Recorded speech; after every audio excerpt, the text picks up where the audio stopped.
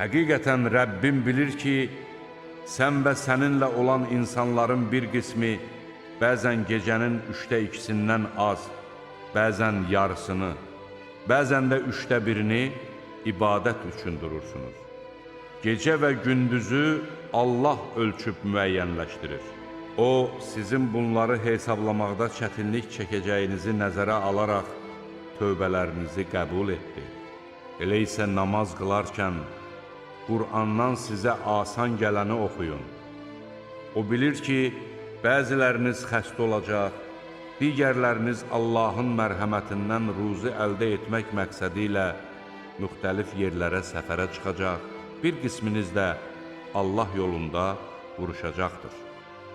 Buna görə namaz qılarkən Qur'andan sizə asan olanı oxuyun. Namaz qılın, zəkatınızı ödeyin və Allaha gözəl bir borc verin. Bu dünyada qabaqcadan özünüzə hansı xeyirli əməlləri tədarük etsəniz, Allah yanında onun daha xeyirlisi ilə və daha böyük mükafatla əvəz olunduğunu görəcəksiniz. Elə isə Allahdan sizi əhv etməsini istəyin.